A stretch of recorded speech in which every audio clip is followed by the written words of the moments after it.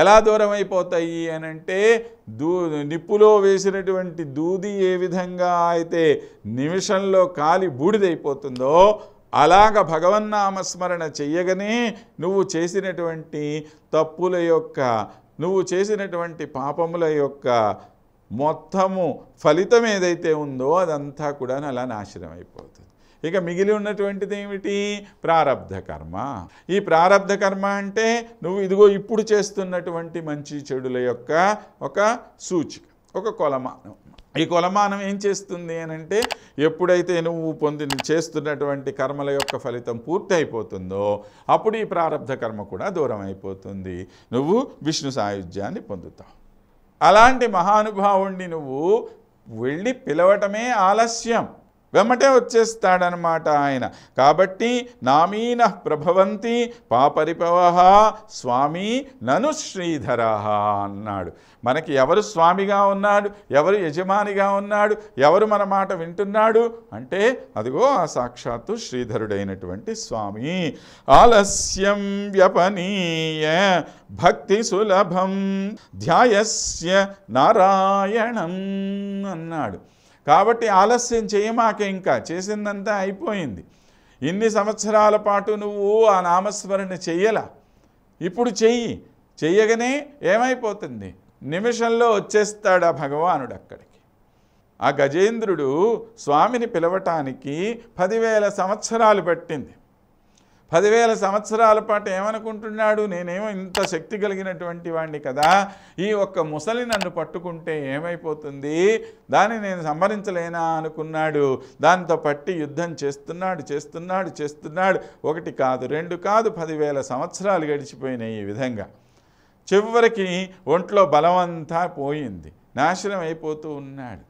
అప్పుడు గుర్తొచ్చింది, ఎవ్వని చేజనించు జగమెవ్వని లోపల నుండు లీనమై ఎవ్వని ఎందుడెందు. ఇలా మొదలెట్టాడు అప్పుడు ప్రార్థన చెయ్యటం. పరమేశ్వరుండెవ్వడు అనాది మధ్యలయుడెవ్వడు సర్వముదానయైన వాడెవ్వడు వానిని ఆత్మభౌనీశ్వరుని శరణంబు వేడెదన్ అని అప్పుడు ప్రార్థన చేసి శరణ చేస్తే ఏమన్నా వీడు దాన్ని స్మరించడానికి 10,000 సంవత్సరాలు పట్టింది కదా, ఏం తొందర ఏముంది కనుక, ఆడికి మనం ఎన్నాళ్ళు గుర్తు రాలేదుగా, ఇప్పుడు ఆయన పిలవంగానే మనం పోవాలా ఏంటి, నెమ్మదిగా పోదాంలే అని చెప్పి అనుకున్నాడు ఆయన. ఎంత వేగంగా కదిరి వచ్చేశాడో స్వామి ఆ వైకుంఠం నుంచి. సిరికింజప్పడు శంఖచక్రయుగము చేదో ఈ సంధింపడే పరివారముంజీరడు అభ్రగపతిన్ మన్నింపడు ఆకర్ణికాంతర ధమ్మిల్లము చక్కనొత్తడు వివాద ప్రోత్థిత శ్రీకుజోపరి చైలాంచైలమైనను వీడడు. అలా పరిగెత్తుకొని వచ్చాడు గజప్రాణి వనోత్సాహి అయ్యనని చెప్పి ఎంత అద్భుతంగా వర్ణిస్తారు మన పోతన గారు. అలా అలా అలా అలా అలా పరిగెత్తేసుకుంటూ అసలు ఇంక ఎటువంటి స్థితిలో ఉన్నాడో కూడా చూసుకోకుండా ఆఖరికి ఆ లక్ష్మీదేవి కొంగు చేతిలో పట్టుకొని ఆమెనేదో బతిమిలాడుతున్నట్ట. చూడండి పాప ఆమె అవస్థ, ఈయన గొడవతోటి ఆ చీర కొంగు పట్టుకొని పరిగెత్తుతున్నాడు ఈయన.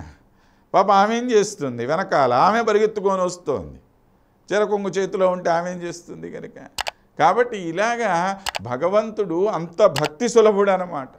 కావలసిందేంటి, మనలో ఆ ఆర్తి రావాలి. ఎప్పుడైతే ఆర్తి కలుగుతుందో మనసులో, ఎప్పుడైతే నువ్వు నీలో ఏ విధమైనటువంటి సందేహము లేకుండా ఆ భగవానుడిని మనం పిలుస్తామో, పిలవంగానే వచ్చి నిన్ను ఉద్ధరించడానికి సిద్ధంగా ఉంటాడు. ఆయన ఎక్కడో ఉంటాడండి వైకుంఠంలో, నేను పిలిస్తే వస్తాడా?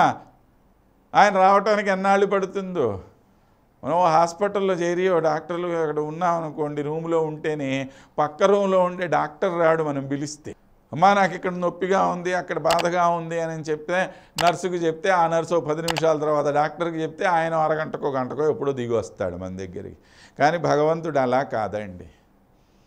నువ్వు ఎప్పుడైతే పిలుస్తావో పిలవగానే పరిగెత్తుకొని రావటానికి సిద్ధంగా ఉంటాడు.